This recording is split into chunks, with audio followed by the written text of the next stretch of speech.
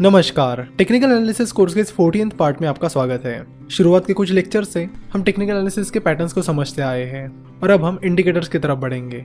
Technical analysis के कई सारे इंडिकेटर्स होते हैं, जैसे कि simple moving average, exponential moving average, MACD that is moving average, convergence, divergence etcetera. Indicators काफी इंपॉर्टेंट माने जाते हैं क्योंकि वो हमें ट्रेंड के बारे में बताते हैं कि उस पर्टिकुलर स्टॉक में अप ट्रेंड चल रहा है या फिर डाउन ट्रेंड चल रहा है और आगे कौन सा ट्रेंड आ सकता है। तो इंडिकेटर्स की मदद से आप उस पर्टिकुलर स्टॉक में बाय पोजीशन और सेल पोजीशन ले सकते हो।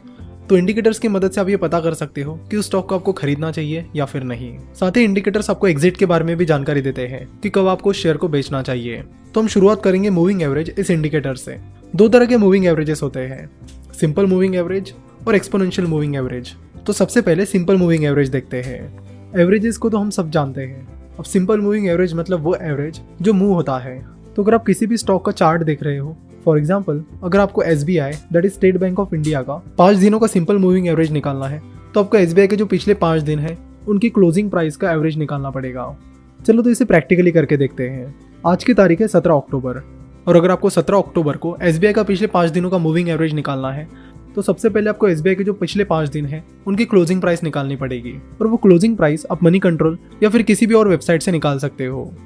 तो यहाँ पर हम moneycontrol.com पर आते हैं और moneycontrol.com पर आकर SBI सर्च करते हैं, जिसके बाद ये इन्फॉर्मेशन आती है और ये चार्ट आता है। अब इस चार्ट में आप पिछले 5 दिनों की क्लोजिंग प्राइस आसानी से पता कर सकते हो। ऊपर यहाँ पर आपको शेयर की उस दिन की क्लोजिंग प्राइस मिलेगी। तो जैसे कि आप देख सकते हो कि 16 अक्टूबर को SBI की क्लोजिंग प्राइस 256.05 रुपीज़ थी। 15 अक्टूबर को SBI की शेयर की क्लोजिंग प्राइस 258.45 रुपीज़ थी। फिर 14 अक्टूबर को SBI की क्लोजिंग प्राइस 255.45 रुपीज़ थी। उसके बाद 13 तारीख संडे थी और 12 तारीख सैटरडे थी, इसलिए स्टॉक मार्केट उन दोनों दिनों के लिए क्लोज था। फिर हम आते हैं 11 अक्टूबर की तरफ। 11 अक्टूबर को SBI की क्लोजिंग प्राइस 254.55 रुपीज़ थी और 10 अक्टूबर को SBI की क्लोजिंग प्राइस 254.15 रुपीज़ थी। तो इस तरह हमने SBI के पिछले 5 दिनों की यानी 16 तारीख, 15 तारीख, 14 तारीख, 11 तारीख और 10 तारीख इनकी क्लोजिंग प्राइस देखी। तो इन सारी क्लोजिंग प्राइस के हम टोटल निकालेंगे। तो इन सारी क्लोजिंग प्राइस की टोटल आती है 1278.65 रुपीज़। और फिर जैसे कि हमें 5 दिन का मूविंग एवरेज निकालना है, तो हमें उसे डिवाइड करना पड़ेगा 5 से। So 1278.65 rupees divided by 5 is equal to 255.73 rupees.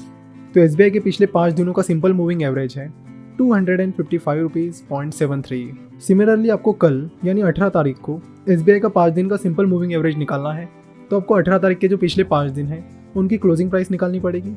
Again उन सारी क्लोजिंग प्राइसेस को ऐड करके उन्हें 5 से डिवाइड करना पड़ेगा, जिसके बाद आपको 18 तारीख का SBI का 5 दिन का सिंपल मूविंग एवरेज मिल जाएगा। और फिर इसी तरह ये मूविंग एवरेज एक एक दिन आगे बढ़ता चला जाएगा। वैसे आपको बता दूं कि वो चाहे सिंपल मूविंग एवरेज हो, एक्सपोनेंशियल मूविंग एवरेज हो या फिर MACD हो, ये सारे इंडिकेटर्स आपको आजकल रेडीमेड मिलते हैं। आपको कैलकुलेट करने की जरूरत नहीं होती है। तो आपको उनका कैलकुलेशन नहीं बल्कि उन्हें एनालाइज करना आना चाहिए। तो moneycontrol.com पर या फिर जिस किसी ब्रोकरेज फर्म के पास आपका डीमैट अकाउंट है, उनके ट्रेडिंग सॉफ्टवेयर या मोबाइल ऐप से इन सारे इंडिकेटर्स को चेक कर सकते हो।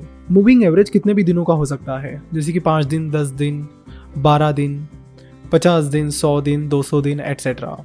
तो जो सबसे पॉपुलर मूविंग एवरेजेस है वो है 50 days moving average, 100 days moving average और 200 डेज मूविंग एवरेज। तो जैसे कि हमने देखा कि SBI का जो 5 दिन का मूविंग एवरेज था वो था 255.73 रुपीज़। तो ये मूविंग एवरेज हमें क्या बताता है? मूविंग एवरेज बताता है कि पिछले 5 दिनों में SBI का शेयर किस एवरेज प्राइस पर ट्रेड हो रहा था, जिससे आपको एवरेज प्राइस पता करने में मदद होती है।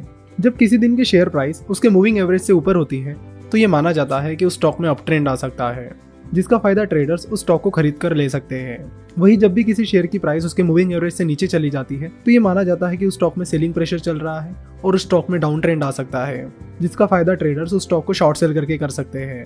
तो जैसे कि हमने बात की कि 50 दिन, 100 दिन और 200 दिन की मूविंग एवरेजेस काफी पॉपुलर है। तो अगर आप बहुत ही शॉर्ट टर्म के लिए ट्रेड करना चाहते हो, तो आप 50 डेज मूविंग एवरेज यूज कीजिए। अगर आप मीडियम टर्म यानी अगर आप कुछ हफ्तों से लेकर कुछ महीनों के लिए ट्रेड करना चाहते हो, तो आप 100 डेज मूविंग एवरेज यूज कर सकते हो। और अगर आप लॉन्ग टर्म के लिए ट्रेड करना चाहते हो, तो आप 200 डेज मूविंग एवरेज यूज कर सकते हो। आप चाहे तो एक साथ इन तीनों भी मूविंग एवरेजेस को लगाकर स्टॉक प्राइस एनालाइज कर सकते हो। चलो तो इसे भी प्रैक्टिकली देख लेते हैं। तो सबसे पहले आप moneycontrol.com पर जाकर SBI सर्च कीजिए। उसके बाद आपको यहाँ पर ये चार्ट मिलेगा, जहाँ पर आपको क्लिक करना है एडवांस इंटरैक्टिव चार्ट पर। उसके बाद आप अपना कर्सर चार्ट टाइप पर लाइए और यहाँ पर क्लिक कीजिए कैंडलस्टिक पर। तो फिर आपको यहाँ पर जापानीज कैंडलस्टिक पैटर्न दिखेगा और फिर आप ओवरलेस पर कर्सर ले जाइए और क्लिक कीजिए सबसे लास्ट वाला option that is simple moving average. और यहाँ पीरियड में आप डालिए 5, क्योंकि आप 5 दिन का मूविंग एवरेज निकाल रहे हो। तो उसके बाद 5 डे मूविंग एवरेज की जो लाइन है वो आपको इस तरह रेड कलर में दिखेगी। सो अगर आपको 50 डे मूविंग एवरेज चेक करना है तो आप फिर से सिंपल मूविंग एवरेज पर जाइए एंड वहाँ पे डालिए 50 डे मूविंग एवरेज और ड्रॉ पर क्लिक कीजिए। तो यह है SBI का 50 दिन का सिंपल मूविंग एवरेज। सो जैसे कि पहले हमने देखा कि किसी शेयर की प्राइस किसी दिन उसके मूविंग एवरेज से ज़्यादा है तो वहाँ पर बाइंग अपॉर्चुनिटीज निकल कर आती है। वो चीज़ बताती है कि उस स्टॉक पर ट्रेडर बुलिश है और उस स्टॉक में अप ट्रेंड आ सकता है। तो यहाँ पर इस 50 डे मूविंग एवरेज को देखकर आप पता कर सकते हो, यहाँ 15 मई को share price 50 day moving average से ऊपर है। उसके बाद यहाँ पर थोड़ा सा अप ट्रेंड आ गया। इसके बाद जब लाइन ने यहाँ पे क्रॉस किया तो उसके बाद यहाँ पर यानी 24 जुलाई 2019 को शेयर प्राइस उस 50 डे मूविंग एवरेज से कम थी और उसके बाद यानी वहाँ से बुलिश ट्रेंड शुरू हो गया और फिर शेयर प्राइस गिरती चली गई। तो फिलहाल SBI की शेयर प्राइस उसके 50 डे मूविंग एवरेज से नीचे चल रही है, यानी स्टॉक में बियरिश ट्रेंड चल रहा है। यानी ये मूविंग एवरेज हमें बता रहा है कि उस स्टॉक में बियरिश ट्रेंड आ सकता है। तो मूविंग एवरेज में ट्रेडिंग की स्ट्रेटेजी ये होती है कि जैसे ही मूविंग एवरेज की लाइन किसी दिन की स्टॉक प्राइस से ऊपर चली जाती है तो उस टाइम आप उस स्टॉक को सेल कर सकते हो, और फिर जिस दिन उस स्टॉक की मूविंग एवरेज लाइन आने वाली फ्यूचर डेट की प्राइस से कम हो जाए तो उस दिन आप उस स्टॉक को बाय कीजिए। तो इस तरह आप मूविंग एवरेजेस की मदद से किसी स्टॉक में बाय और सेल डिसीजन ले सकते हो। तो ये था सिंपल मूविंग एवरेज, जिसमें हम जितने भी दिन का मूविंग एवरेज है उतने दिन की क्लोजिंग प्राइस लेकर उनको ऐड करके जितने दिन का वो मूविंग एवरेज है उतने दिन से उस टोटल को डिवाइड करते थे। लेकिन एक्सपोनेंशियल मूविंग एवरेजेस में ऐसा नहीं होता है। एक्सपोनेंशियल मूविंग एवरेजेस में जो रिसेंट डेट्स हैं उन्हें ज़्यादा इंपॉर्टेंस दिया जाता है, जबकि जो पुरानी डेट्स हैं उन्हें कम इंपॉर्टेंस दिया जाता है। जैसे अगर हमारा पुराना एग्जांपल लिया जाए तो एक्सपोनेंशियल मूविंग एवरेज में 16 अक्टूबर की क्लोजिंग प्राइस को सबसे ज़्यादा इंपॉर्टेंस दिया जाएगा। उसके बाद 15 अक्टूबर की शेयर प्राइस को इंपॉर्टेंस दिया जाएगा। उसके बाद 14 तारीख को ज़्यादा इंपॉर्टेंस दिया जाएगा। उसके बाद 11 और लास्ट में 10 तारीख को, यानी 10 तारीख को सबसे कम इंपॉर्टेंस मिलेगा, वही 16 तारीख को सबसे ज़्यादा इंपॉर्टेंस मिलेगा। तो सिंपल भाषा में बात की जाए तो एक्सपोनेंशियल मूविंग एवरेजेस में जो रिसेंट डेट्स होती है उनको ज़्यादा इंपॉर्टेंस दिया जाता है। एक्सपोनेंशियल मूविंग एवरेजेस में ये माना जाता है कि जो रिसेंट ट्रेंड है और जो रिसेंट प्राइसेस है वो ज़्यादा इंपॉर्टेंट है। तो एक्सपोनेंशियल मूविंग एवरेजेस को आपको निकालने की जरूरत नहीं होती। एक्सपोनेंशियल मूविंग एवरेज आपको रेडीमेड यहाँ पे मिल जाता है। यहाँ पर ओवरलेस पर क्लिक करने पर आपको सेकंड ऑप्शन मिल जाएगा एक्सपोनेंशियल मूविंग एवरेज। फिर जितने भी दिन का मूविंग एवरेज आपको निकालना है, लेट्स से 12 दिन का मूविंग एवरेज आपको निकालना है, तो आप यहाँ पर पीरियड 1 में 12 डाल दीजिए और यहाँ ड्रॉ पर क्लिक कर दीजिए। उसके बाद ये जो ग्रीन कलर की लाइन है ये आपको 12 दिन का एक्सपोनेंशियल मूविंग एवरेज बताएगी। अगर आपको 50 दिन का ही एक्सपोनेंशियल मूविंग एवरेज निकालना है तो आप 50 दिन का निकाल सकते हो, जिसके बाद आपको ये लाइन कुछ इस तरह दिखेगी। एक्सपोनेंशियल मूविंग एवरेजेस को भी आप सिंपल मूविंग एवरेज की तरह ही यूज कर सकते हो और उसी तरह अपनी बाइंग और सेलिंग पोजीशन ले सकते हो। वैसे ज्यादातर ट्रेडर सिंपल मूविंग एवरेजेस की बजाय एक्सपोनेंशियल मूविंग एवरेज देखना पसंद करते हैं, क्योंकि वो भी मानते हैं कि जो रिसेंट प्राइस ट्रेंड है वो पुराने प्राइस ट्रेंड से ज़्यादा इंपॉर्टेंट है। आशा करता हूं कि आज के इस एपिसोड में आपको मूविंग एवरेज अच्छे से समझ में आया होगा।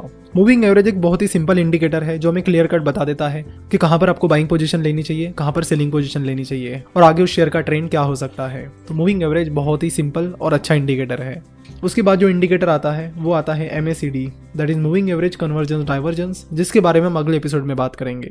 वीडियो देखने के लिए और हमारे साथ जुड़े रहने के लिए आपका बहुत बहुत धन्यवाद।